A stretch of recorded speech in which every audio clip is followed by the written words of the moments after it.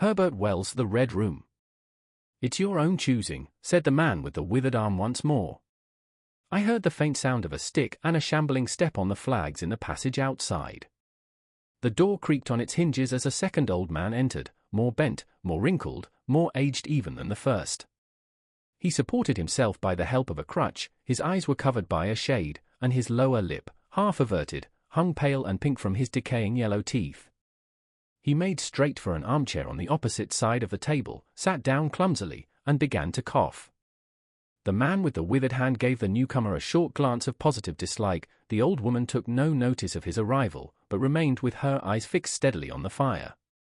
"I said it's your own choosing," said the man with the withered hand, when the coughing had ceased for a while. "It's my own choosing," I answered. The man with the shade became aware of my presence for the first time, and threw his head back for a moment, and sidewise, to see me. I caught a momentary glimpse of his eyes, small and bright and inflamed. Then he began to cough and splutter again. "Why don't you drink?" said the man with the withered arm, pushing the beer toward him. The man with the shade poured out a glassful with a shaking hand, that splashed half as much again on the deal table. A monstrous shadow of him crouched upon the wall, and mocked his action as he poured and drank. I must confess I had scarcely expected these grotesque custodians. There is, to my mind, something inhuman in senility, something crouching and atavistic. The human quality seemed to drop from old people insensibly day by day. The three of them made me feel uncomfortable with their gaunt silences, their bent carriage, their evident unfriendliness to me and to one another. And that night, perhaps, I was in the mood for uncomfortable impressions. I resolved to get away from their vague foreshadowings of the evil things upstairs. "If," said I, "you will show me to this haunted room of yours, I will make myself comfortable there." The old man with the cough jerked his head back so suddenly that it startled me, and shot another glance of his red eyes at me from out of the darkness under the shade, but no one answered me. I waited a minute, glancing from one to the other. The old woman stared like a dead body, glaring into the fire with lackluster eyes. "If," I said, a little louder, "if you will show me to this haunted room of yours, I will relieve you from the task of entertaining me." "There's a candle on the slab outside the door," said the man with the withered hand, looking at my feet as he addressed me. "But if you go to the Red Room tonight—" "This night of all nights," said the old woman, softly. "You go alone." "Very well," I answered, shortly, "and which way do I go?" "You go along the passage for a bit," said he, nodding his head on his shoulder at the door, "until you come to a spiral staircase, and on the second landing is a door covered with green baize. Go through that, and down the long corridor to the end, and the Red Room is on your left up the steps." "Have I got that right?" I said, and repeated his directions. He corrected me in one particular. "And you are really going," said the man with the shade, looking at me again for the third time with that queer, unnatural tilting of the face. "This night of all nights," whispered the old woman. "It is what I came for," I said, and moved toward the door. As I did so, the old man with the shade rose and staggered round the table, so as to be closer to the others and to the fire. At the door I turned and looked at them, and saw they were all close together, dark against the firelight, staring at me over their shoulders, with an intent expression on their ancient faces. "Good night," I said, setting the door open. "It's your own choosing," said the man with the withered arm. I left the door wide open until the candle was well alight, and then I shut them in, and walked down the chilly, echoing passage. I must confess that the oddness of these three old pensioners in whose charge her ladyship had left the castle, and the deep-toned, old-fashioned furniture of the housekeeper's room, in which they foregathered, had affected me curiously in spite of my effort to keep myself at a matter-of-fact phase. They seemed to belong to another age, an older age, an age when things spiritual were indeed to be feared, when common sense was uncommon, an age when omens and witches were credible, and ghosts beyond denying. Their very existence, thought I, is spectral, the cut of their clothing, fashions born in dead brains, the ornaments and conveniences in the room about them even are ghostly the thoughts of vanished men, which still haunt rather than participate in the world of today. And the passage I was in, long and shadowy, with a film of moisture glistening on the wall, was as gaunt and cold as a thing that is dead and rigid. But with an effort I sent such thoughts to the right about. The long, draughty subterranean passage was chilly and dusty, and my candle flared and made the shadows cower and quiver. The echoes rang up and down the spiral staircase, and a shadow came sweeping up after me, and another fled before me into the darkness overhead. I came to the wide landing and stopped there for a moment, listening to a rustling that I fancied I heard creeping behind me, and then, satisfied of the absolute silence, pushed open the unwilling baize-covered door and stood in the silent corridor. The effect was scarcely what I expected, for the moonlight, coming in by the great window on the grand staircase, picked out everything in vivid black shadow or reticulated silvery illumination. Everything seemed in its proper position. The house might have been deserted on the yesterday instead of 12 months ago. There were candles in the sockets of the sconces, and whatever dust had gathered on the carpets or upon the polished flooring was distributed so evenly as to be invisible in my candlelight. A waiting stillness was over everything. I was about to advance, and stopped abruptly. A bronze group stood upon the landing, hidden from me by a corner of the wall, but its shadow fell with marvelous distinctness upon the white paneling, and gave me the impression of someone crouching to waylay me. The thing jumped upon my attention suddenly. I stood rigid for half a moment, perhaps. Then, with my hand in the pocket that held the revolver, I advanced, only to discover a Ganymede and eagle, glistening in the moonlight. That incident for a time restored my nerve, and a dim porcelain Chinaman on a bull table, whose head rocked as I passed, scarcely startled me. The door of the Red Room and the steps up to it were in a shadowy corner. I moved my candle from side to side in order to see clearly the nature of the recess in which I stood, before opening the door. Here it was, thought I, that my predecessor was found, and the memory of that story gave me a sudden twinge of apprehension. I glanced over my shoulder at the black Ganymede in the moonlight, and opened the door of the Red Room rather hastily, with my face half turned to the pallid silence of the corridor. I entered, closed the door behind me at once, turned the key I found in the lock within, and stood with the candle held aloft surveying the scene of my vigil, the great Red Room of Lorraine Castle, in which the young Duke had died, or rather in which he had begun his dying, for he had opened the door and fallen headlong down the steps I had just ascended. That had been the end of his vigil, of his gallant attempt to conquer the ghostly tradition of the place, and never, I thought, had apoplexy better served the ends of superstition. There were other and older stories that clung to the room, back to the half-incredible beginning of it all, the tale of a timid wife and the tragic end that came to her husband's jest of frightening her. And looking round that huge shadowy room with its black window bays, its recesses and alcoves, its dusty brown-red hangings and dark gigantic furniture, one could well understand the legends that had sprouted in its black corners, its germinating darknesses. My candle was a little tongue of light in the vastness of the chamber. Its rays failed to pierce to the opposite end of the room, and left an ocean of dull red mystery and suggestion, sentinel shadows, and watching darknesses beyond its island of light. And the stillness of desolation brooded over it all. I must confess some impalpable quality of that ancient room disturbed me. I tried to fight the feeling down. I resolved to make a systematic examination of the place, and so, by leaving nothing to the imagination, dispel the fanciful suggestions of the obscurity before they obtained a hold upon me. After satisfying myself of the fastening of the door, I began to walk round the room, peering round each article of furniture, tucking up the valances of the bed and opening its curtains wide. In one place there was a distinct echo to my footsteps. The noises I made seemed so little that they enhanced rather than broke the silence of the place. I pulled up the blinds and examined the fastenings of the several windows. Attracted by the fall of a particle of dust, I leaned forward and looked up the blackness of the wide chimney.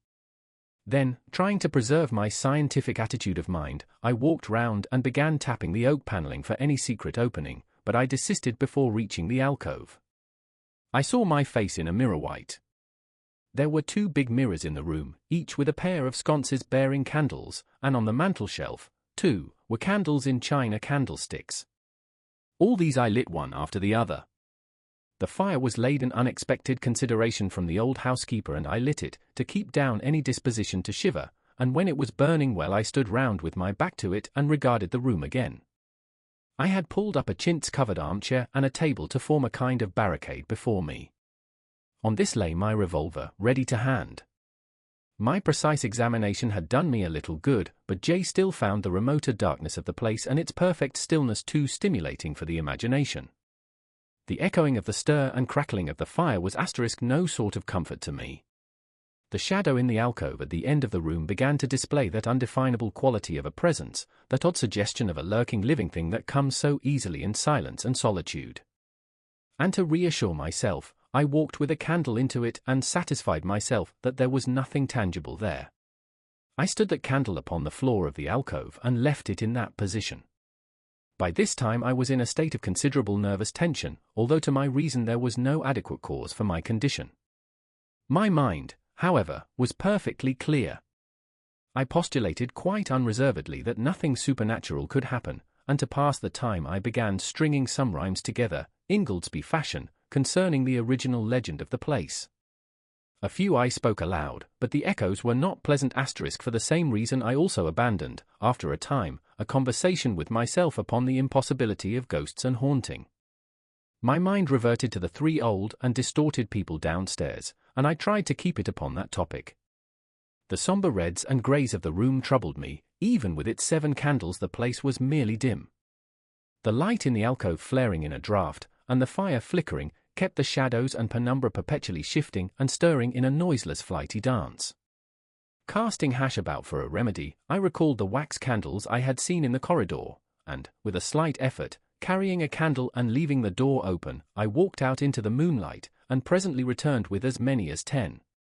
These I put in the various knickknacks of china with which the room was sparsely adorned, and lit and placed them where the shadows had lain deepest, some on the floor, some in the window recesses, arranging and rearranging them until at last my 17 candles were so placed that not an inch of the room but had the direct light of at least one of them.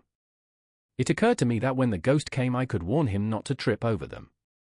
The room was now quite brightly illuminated.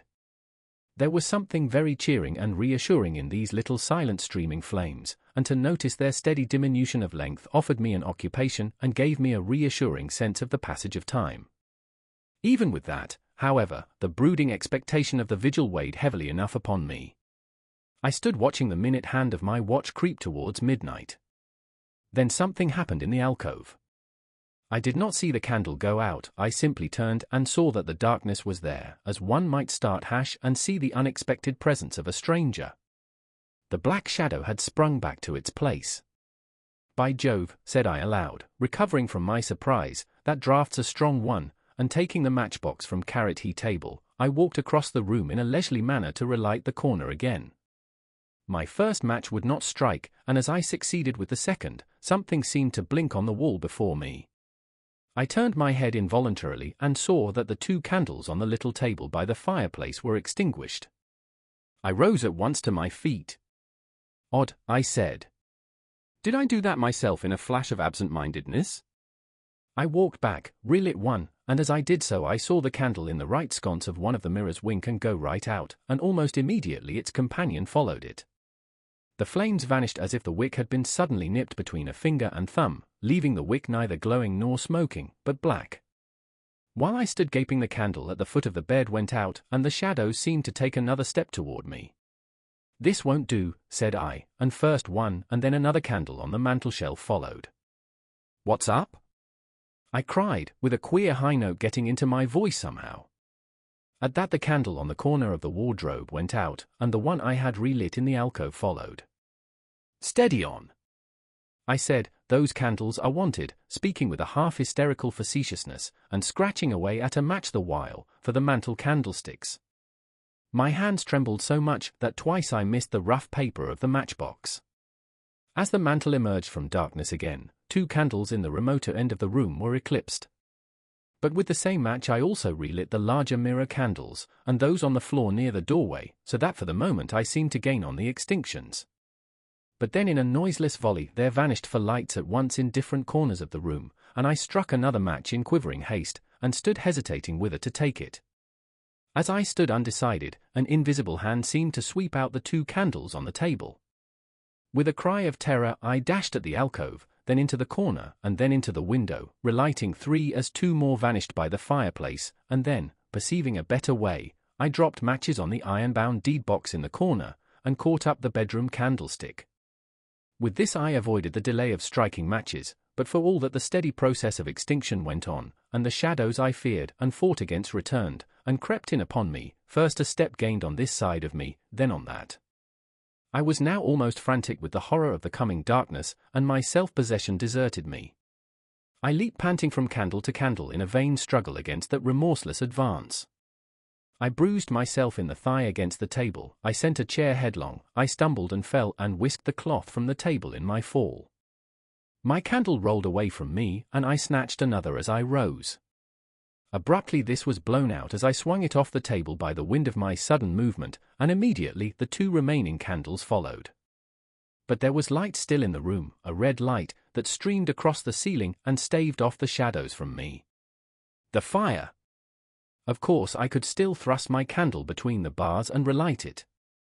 I turned to where the flames were still dancing between the glowing coals and splashing red reflections upon the furniture, made 2 steps toward the grate, and incontinently the flames dwindled and vanished, the glow vanished, the reflections rushed together and disappeared, and as I thrust the candle between the bars darkness closed upon me like the shutting of an eye, wrapped about me in a stifling embrace, sealed my vision, and crushed the last vestiges of self-possession from my brain. And it was not only palpable darkness, but intolerable terror. The candle fell from my hands. I flung out my arms in a vain effort to thrust that ponderous blackness away from me, and lifting up my voice, screamed with all my might, once, twice, thrice. Then I think I must have staggered to my feet. I thought suddenly of the moonlit corridor, and with my head bowed and my arms over my face, made a stumbling run for the door. But I had forgotten the exact position of the door, and I struck myself heavily against the corner of the bed. I staggered back, turned, and was either struck or struck myself against some other bulky furnishing.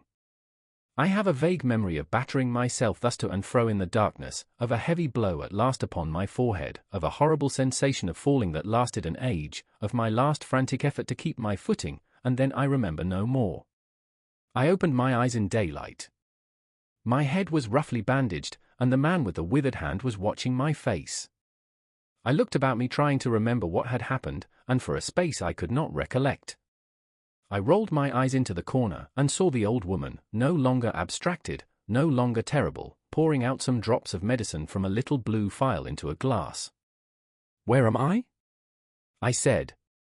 "I seem to remember you, and yet I cannot remember who you are." They told me then, and I heard of the haunted Red Room as one who bears a tale. "We found you at dawn," said he, "and there was blood on your forehead and lips." I wondered that I had ever disliked him. The 3 of them in the daylight seemed commonplace old folk enough. The man with the green shade had his head bent as one who sleeps. It was very slowly I recovered the memory of my experience. "You believe now," said the old man with the withered hand, "that the room is haunted." He spoke no longer as one who greets an intruder, but as one who condoles with a friend. "Yes," said I, "the room is haunted." "And you have seen it?" "And we who have been here all our lives have never set eyes upon it." "Because we have never dared." "Tell us, is it truly the old Earl who—" "No," said I, "it is not." "I told you so," said the old lady, with the glass in her hand. "It is his poor young countess who was frightened." "It is not," I said. "There is neither ghost of Earl nor ghost of countess in that room. There is no ghost there at all, but worse, far worse, something impalpable." "Well," they said. "The worst of all the things that haunt poor mortal men," said I, "and that is, in all its nakedness, fear.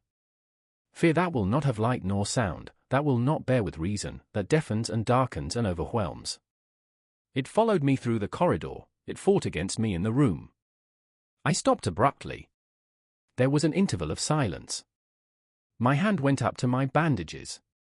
The candles went out one after another, and I fled. Then the man with the shade lifted his face sideways to see me and spoke. "That is it," said he. "I knew that was it. A power of darkness. To put such a curse upon a home. It lurks there always. You can feel it even in the daytime, even of a bright summer's day, in the hangings, in the curtains, keeping behind you however you face about. In the dusk it creeps in the corridor and follows you, so that you dare not turn. It is even as you say. Fear itself is in that room. Black fear. And there it will be, so long as this house of sin endures."